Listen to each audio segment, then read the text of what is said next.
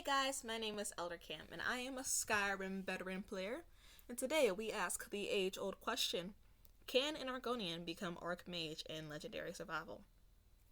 Or maybe no one actually asks besides me, but regardless, today is the day we find out. As we all know, Skyrim Survival has added the worst mechanic known to man: the cold. Each character has certain buffs or debuffs, and it has been confirmed that Argonians are basically the worst of the bunch. But let's go over the challenge. Our main goal is to become Arch-Mage. The rules: I will be playing vanilla Skyrim. I can only put points in mage skills, that includes enchanting and alchemy. I can only use mage followers. I will not be wearing any armor, just robes or clothes. And I am only allowed to use staves if my magic runs out. I must play in survival and legendary. I have to be a masochist or something because this is just straight pain. But Skyrim is my favorite game, so let's get into it. The challenge starts off like any other in Helgen. I went with Hadvar because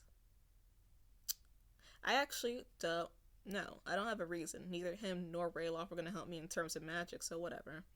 I just start grabbing everything though, but not too much because once we leave Helgen, we don't want to be over encumbered. We run into Stormcloaks, big surprise there, and they aren't happy to see us. I let Hadvar be my trusty little meat shield. Just look at him being attacked for me. Because I am the weakest I've ever been in my life, so I can only burn them for like 3 seconds before I run out of magicka. And if they realize I'm here, I'm dead. But they're no match for this future Arch-Mage, so they're eliminated swiftly. Now, reminder to all those that are watching: no armor is allowed in this round, so I'm basically naked. I have the defensive stat of a plastic bag. I also cannot lockpick during this challenge, so it actually took me 10 minutes to try to grab everything off this mage through the cage doors. I may be incompetent, but ladies and gentlemen, I got it done. And it wasn't worth it because I didn't end up using it for that long. But this room, however, made me a little nervous, I must say. There are 4 or 5 people in here against one Hadvar, this bald dude, and a lizard that can be taken out as easy as Greylock the Kind right now. If any of them decide to attack me, or if Hadvar goes down, I will not be making it out of Helgen. And if I don't make it out of Helgen, I can't become Arch-Mage. And if I can't become Arch-Mage, then what are we doing here? Luckily, Hadvar is pretty strong, and I'm able to get some destruction leveling out of this. Hadvar and I are basically unstoppable together. We take out Stormcloaks and spiders. We skip the bear. And free at last. Thank God Almighty, we are free at last. That means we're on our own from here on out, and now it's getting real. Because we'll have to eat and sleep and stay warm as a cold-blooded animal, and basically all of Skyrim is cold, which is actually unfair. For our first stop on our journey, we go to Riverwood. We walk down this path, gathering as many ingredients as possible, and careful not to get too far from Hadvar, just in case we need his body to be attacked for us. It's a no-brainer to grab the Mage Stone out of all these 3, and we make it to town safely. Unfortunately, we do get a little bit hungry, and we have no food, but not to worry about it too much though, because hunger affects your stamina, not magicka. Of course, if we need to run away, which we will, then eating will be a necessity. We make it to Riverwood easy peasy, but start getting a little drained once in town. Now this, lack of sleep, this affects our ability to perform magic. So we will need naps. Not only to be an effective mage, but also to level up, because survival mode is god-awful. Nevertheless, we spend all of our time gathering ingredients and food supplies for the journey ahead. The people of Riverwood won't miss it anyways. It's not like they need it. They got plenty. Before we can do anything, we have to make sure Hadvar's family likes us, so we can sleep in their beds, eat their food, and take all their stuff. Within reason, of course. Basically anything that's not nailed down. Anything that is a food or an ingredient. Any warm clothes they may have, which is nothing because they're Nords. What we do want to do is sell as much as we can to get our money up and wait for the bitches to start flowing in. I mean to buy more supplies, because we need to have the warmest clothes or robes possible, and preferably something with a good enchantment on them so we can actually survive the trip to Winterhold. Lucan, however, does not have anything that we can buy, nor do we have the funds if we could buy anything, so I start heading to Whiterun, thinking that's the best course of action before the sun fully goes dark. Because as it gets darker, the world gets colder. They did not need to make that so accurate, by the way. That's completely unnecessary. And luckily for me, all the farms near Whiterun have wheat, ripe for the taking. It's like they knew I needed to make healing potions or something. And let me tell y'all, I thought I was being smart and clever when I remembered that I can get money from Cicero down here for fixing his wagon wheel. I kind of was, don't get me wrong, because he did give me money. But normally when I do this, I'm a higher level than 1, and he gives me like 800 gold minimum. But this bitch right here only gave me like 200, so I guess the economy hit him pretty hard too, because he's just as broke as I am. Unaliving people is not the business it once was, I guess. Day 1 comes to a close as we enter Whiterun at night and have to sleep in the inn. I know sleeping with Hadvar's family is free, but I wanted to get through this efficiently, and 10 gold can't hurt. But you know what does hurt though? Going to sleep and realizing that you can't level up yet. That's pain right there. Now I know becoming Arch-Mage is our primary objective, but I still like to tell the Jarl that his people are in danger. Mostly because I want to talk to Farengar for some magical items without earless, constant bitching. It's just the dark elf version of Delphine sometimes, I swear. But I'll not be getting the Dragonstone, nor will I be going to Bleak Falls Barrow in this video. But if you'd like to see a part 2, leave a like, a comment, and subscribe so I can get started on defeating Alduin. Sadly, Farengar had nothing that I could afford, so we walk away with our pennies to find more items that we need. Also, I thought I could do some enchanting up there, but I had nothing on me. It's like I forgot this is a new character or something. I did, however, do alchemy instead, and I sold those potions to Arcadia and Bellathorm, whose sister I almost bought. But I must not get distracted. We have one goal in mind. Remember the order, folks. Coin first, bitches second. I don't make the rules, I just follow them. For my next order of business, I take a crucial step to Winterhold. In survival mode, you cannot fast travel. You must walk or ride everywhere. This is a dangerous undertaking for a character weaker than 1-ply toilet paper, so that means we need a new meat shield. Companion, who is an apprentice wizard and definitely not a pack mule. Our follower in question is Mercutio, of course. He is a steep cost, but worth it in my opinion, because I can only use mage followers. He will definitely get me to the college at the very least, and he's strong. I feel like he's lying about the apprentice part though, he's at least adept. We get to Riften pretty late, so it's best that we sleep before we do anything else, and we can finally level up. Every time I leveled up, I chose Magicka for the most part, until I could cut down the cost of casting certain spells, and then I put some points in health, so maybe I could take more than one hit. Before we leave Riften, I found it smart that we see the court wizard to get some spells and sell. But being as broke as we are, we can't afford anything after buying an entire man. This is when I remember another side quest that can earn us some money. The blacksmith in Shore Stone. He pays you for killing some spiders.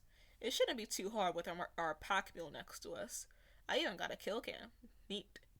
He gives us the money, and we take some potions from Elgrim, which we sell right back because we can, and we're done with the Riften saga. Now that we have done all that we can in Riften, we walk. And walk. And walk some more. Damn, we do a lot of walking. But these boots were made for walking, and that's just what they'll do. Period. Also, we can't fast travel anywhere at all, so we have no choice. But this is good for us, because we can gather ingredients and take on lesser enemies to increase our skill points and get stronger. That is the only way to level up, after all. We literally walked for an entire day, fighting wave upon waves after wolves. Will they ever learn? Lizard beat wolf. It's elementary, Watson. So basically, I walked all the way to Right One in one last attempt to get some warm fucking clothes, and they still didn't have anything because the inventory did not reset yet. However, I did get a few spells at my disposal, so that's something. But at this point, I'm like, this fucking sucks. All this damn walking's putting me to sleep. I can't go to Winterhold yet because I'm going to freeze to death before I can take the test. Like, what do I do here? I found it best to rest in Whiterun yet again and gain another level up. I realized I didn't want to waste time anymore, so I took the risk and took the carriage to Winterhold. I thought the game would let me survive long enough to at least get to the inn to warm up, if I were in fact freezing to death. And it did. And it wasn't even that cold. Go figure. I took the risk thinking they would have some warm clothes or robes here at the college. You know, the coldest part in Skyrim. And I wasn't completely wrong. I found some fine robes and fine boots, and that boosted my warmth quite a bit. The only downside, though, is that they weren't enchanted, but something is better than nothing. Now that we have entered the college, the game can finally begin. We take our lessons with Tolfdir, refresh our brain with a little nappy nap, and then we make our way to Sarthal. I was kind of concerned with having to do this part because this part fucking sucks, actually. But Mercutio having nearby was a little bit comforting, knowing that he could be my meat shield. I let him take the brunt of the damage as my magicka levels are entirely too low to take out any Draugr by myself. And that is how all of Sorthol went. It took longer than usual because I am a low level and I'm playing on Legendary, but we got through it, folks. So far, it is possible for an Argonian to be a mage. Tolfdir thought it high time to catch up with us, and just in time too, because we are at the end of Sorthol, where Jorg Galderson rests, and this big-ass orb that we later named the Eye of Magnus. This battle irks me each time I do it, because no matter which spell you use, he ends up being immune to it eventually, and then you have to switch to something else. But like all of my enemies, he dies, and he is so dramatic with it that he literally explodes. What a crybaby. Anyways, we take his staff as a prize, which is actually a pretty good weapon, and Tolfdir suggests that we talk to the Arch-Mage, who doesn't want us to say that another apprentice has been incinerated. Good news for him, we just found something unique. But this means it's time for a new task, research, which I always hated in school. So now I guess we need to study or something? Study what we found, and the librarian can't even help us. If you want something done, you gotta do it yourself, I guess. He tells us that we need to go to Felglow Keep and fight some wizards who stole some books from the college. And unfortunately for us, we are in Winterhold, where no carriage exists. So we have to walk in the cold because of survival. Why do I do these things to myself? I actually almost died here, and then the video would have ended because if we actually cannot leave Winterhold, then there's nothing we can do. I was scared of either freezing to death or running into ice wolves or bears or even a troll, for crying out loud, but none of that happened. I managed to step into a cave and warm up for a bit before heading back onto the road, and we managed to make it all the way to Whiterun with no problem. Now I'm thinking, wait, this is actually possible. But anyways, at this point, it's pretty late, so we sleep in Whiterun yet again before Felglow Keep. Morning in Whiterun starts like any other, avoiding Nazim and getting mobbed by a courier. But these extras aren't on my radar today, because we gotta find some books that Urog Go Fuck Yourself lost. It doesn't take long to find the keep, but getting in made me want to cry. Who knew 2 wizards and a flamethrower could be a bitch and a half? The only way I could help was if I had a staff in each hand, one to paralyze and the staff of Jorg Galderson, whatever that does. I switched that one out for Firebolt whenever I regained enough magicka to do so. I also had to do a lot of running away and distancing because this would assuredly be a one-hit KO if I got hit. Once the pack mule takes out the foes, we can finally head inside, exercising all caution because the enemy could be around any corner. I always make sure to summon my astronauts first, so I have 2 fighters on my side. I did more watching than fighting the entire time, and I also free the vampires here who fight some of the mages for us, and then we finally make it to Orthorn, the petty thief himself, who insists on helping us. I have no room to object when a newborn has more strength than I do, so the 3 of us take on the rest of the mages with not much of a problem at all, really. Does anyone else feel like this is going too well? Nothing significant really happens in this hellhole. We walk in a room, people throw fire, I twiddle my thumbs until my followers finish everyone off. Not a problem. Until here. We get to the caller herself. Everyone knows when the game autosaves that a boss battle's ahead. This woman knows no bounds. She's merciless. Nothing we say or do will change her mind and let us leave with the books. Not even... Wait. If we give her the elf, we can take the books and go? Like, for real? This isn't a prank? Sorry, Earthworm, but I have no shame in leaving you here, and I do not care what happens to you. Toodles!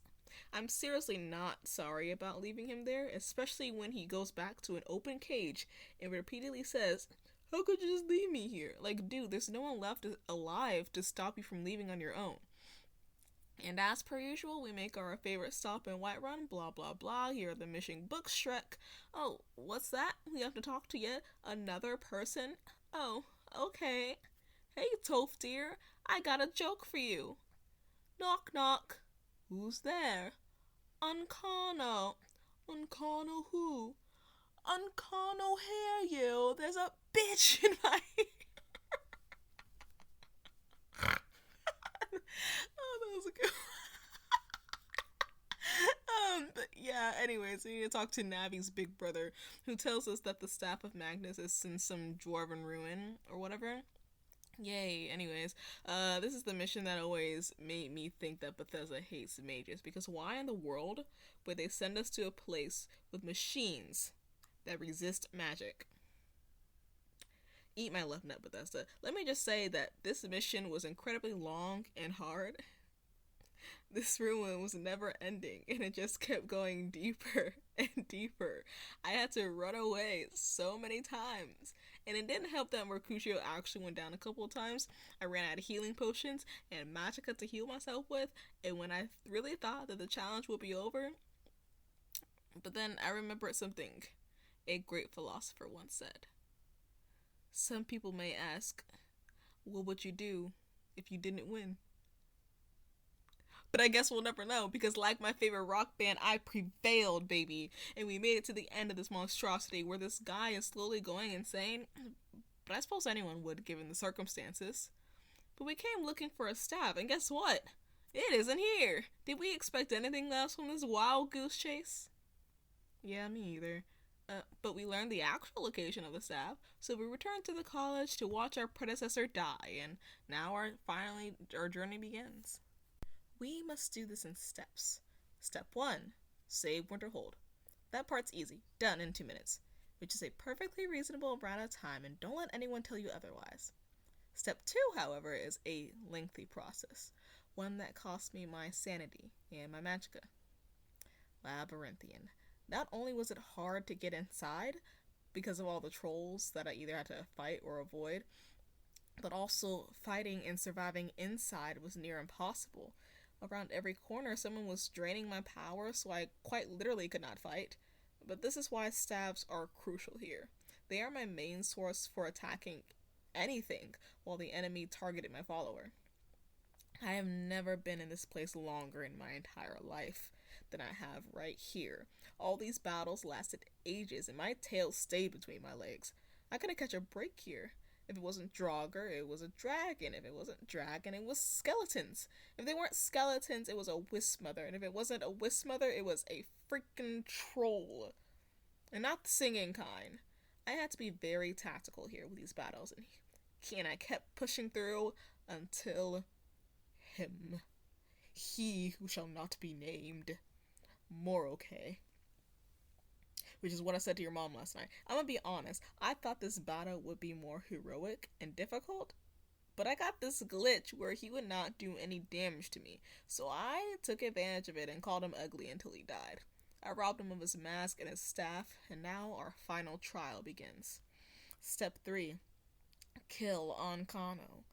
Ancano must pay for what he's done to the Arch-Mage, to the college, and to the fate of Tamriel itself. He must be taken care of, and I must do it alone. Yes, you heard correctly, folks. We are doing this alone. Tolfdir and our follower get paralyzed, and only we stand strong. I'm able to at least summon a flame Arch-Mage and run around in circles as he fights this magic wisp thing. We drain the floating ball of some magic and run some more, then maybe throw an attack or two until finally it's over. Ancano lies dead, and we become Arch-Mage of the college. This victory will be remembered for a lifetime. Several, if you're talented. And that brings our story to a close. Thanks for watching. If you like this video, don't forget to like, comment, subscribe. And if you want to see more, try this one on the right for my completionist playthrough. Or this video on the left if you want to try something different. Bye! Hey, I got something to say.